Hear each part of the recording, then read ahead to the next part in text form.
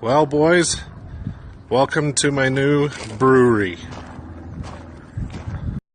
So here's the inside as you're walking forward towards the front. Little window, brewing area, and another window. Here's the side view.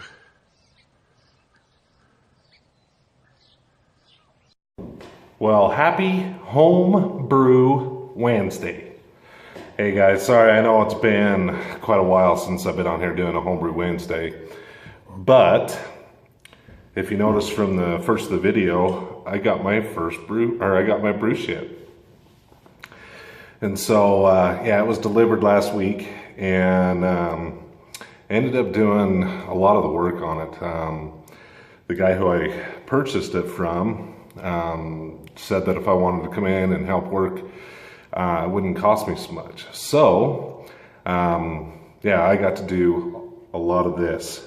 So, I'm excited. You know, I've been wanting to do this for about a year now, and I had plans maybe doing it a little bit differently as far as building it myself on the property and that kind of stuff, but it just didn't work out, and for what I got this for, I couldn't have built it myself for. So, yeah. So, brewing updates. Well, I haven't brewed a whole heck of a lot, just for the simple fact that I've been really busy with not only preparing for this to come, but also, you know, working on it, and, you know, just life happens. And, but I thought it was very fitting that today in my brew shed, I get to try a beer that I've been looking forward to. So this is called Swamp Haze, and it's from Mike Dean from the Dean's List Home Brewery, and it's a New England IPA, 61 IBUs and 6.6%. So I feel very honored that this is the first beer that I've had actually in the brew shed. So let's crack this thing open. Nice little hiss there. All right, so I got the clear glass so you can see this thing. See how much haze we got.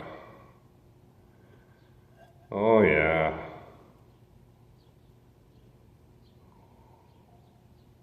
Nice carbonation on this thing. All right. Not too bad of a pour. And it is very hazy. Very hazy. Lou, you'd be proud. But yeah, that's a good looking beer. It's got nice carbonation coming up from the sides. It's poured, you know, about a finger and a half worth of head. It's nice. So let's get an aroma on this.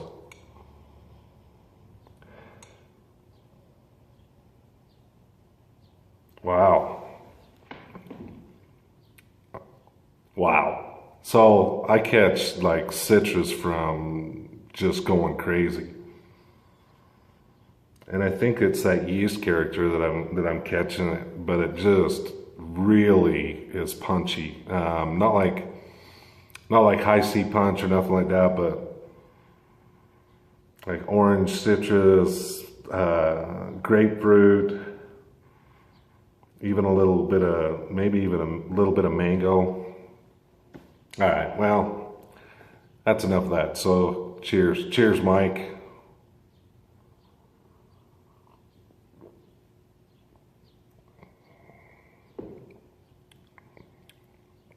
That is a good beer. That's a really good beer. So it's got a really nice bittering right up front. And yeah, that citrus comes through. It's more of a grapefruit citrus, but you still get a little bit of that mango, kind of that stone fruit type taste coming through it. But yeah, that's a great beer. All right, so thanks, Mike. Appreciate you sending this out to me. All right, so I did get to do a little bit of brewing. Yesterday I was able to brew my peach cobbler ale, and So it's down the fermenter, it's bubbling away pretty good. It was a pretty easy brew day. I did a little bit of footage, so I'll put that on a little bit, but not too much. What we got coming on, I sent my beers out to Tyler Everson with Everdy Homebrew for that collaboration brew, and you know, I'm looking forward to it. Me and Mitch Andrews got together and we brewed up this beer, and you know, I don't know. I've been trying it and tasting it for science for the last few days, and I really like it, and I hope you guys do too. But I'm looking forward to that collaboration challenge. That's, you know, it's so much fun to, you know, brewing with good friends and being able to share your craft. That's what this is kind of all about. So I'm looking forward to that. So I, like I said, I shot that out to Tyler. And like I said, the Peach Cobbler brew, let's see, let's go back a little bit. So I brewed up my Moonhowlin' Yolk and sent it off to Brewmaster. And that's been a while ago. But yeah, I sent it off to him. I got some really good notes back from him. His name's Clint. And, excuse me, he's the brewmaster for Epic, I think it's Epic Brewing, or at least it used to be when it was here in Utah. It's now, Epic's now in Colorado. But anyway, so I got some really good feedback from him. You know, he really liked the beer. He thought that it maybe should have been a little bit more malty, but for what it is, you know, I was just really excited.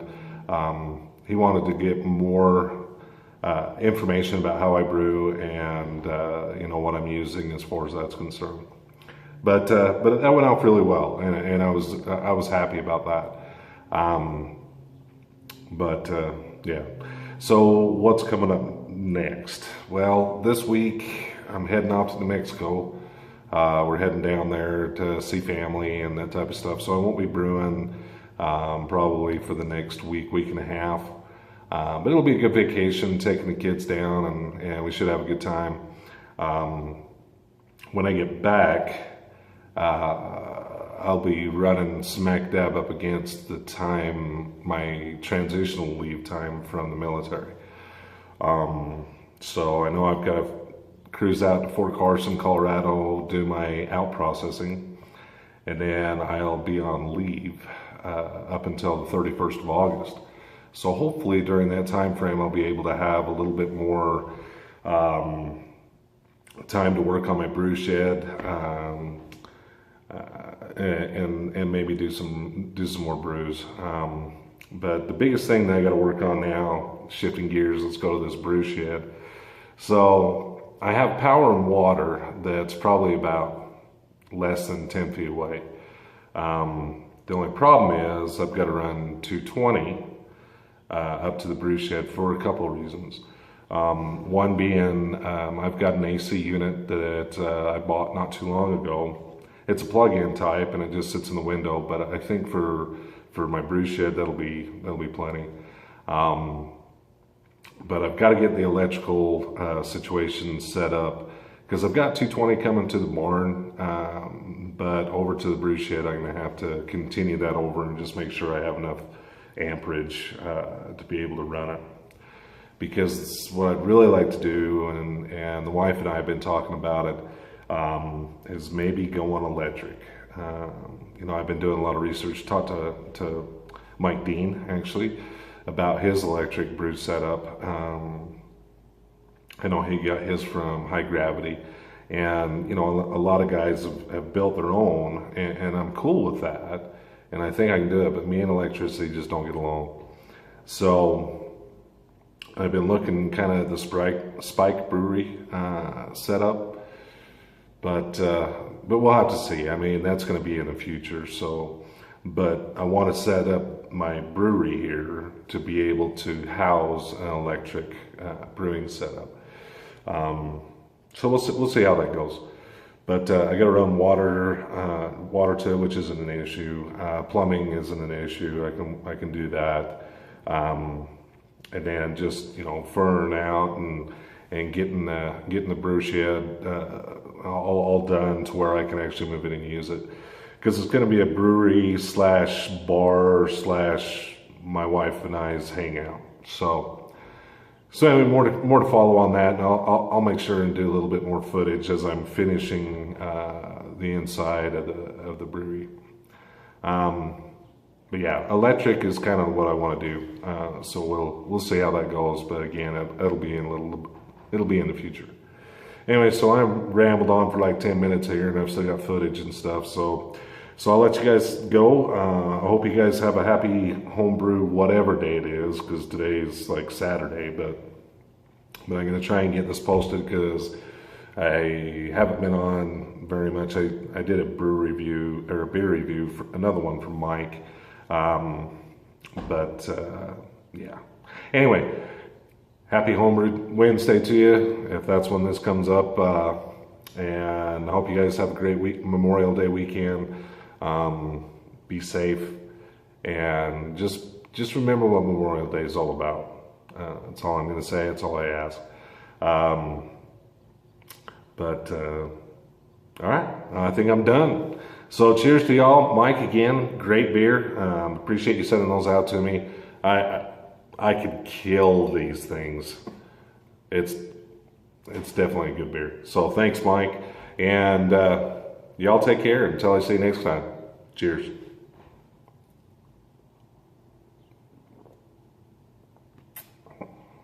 Okay, so we're just heating up our strike water on the peach cobbler ale, and there is the mash. So we should be striking in here in just a minute. So here we go, we're underletting. So bringing that water from the HLT down into the bottom of the mash tun. And so far so good, it smells amazing. Little fly sparge action going on. Looking pretty good. Pretty nice and clear. It's coming up on a boil. So we got just shy of 8 gallons. But this is a 90-minute boil, so I think we'll be good.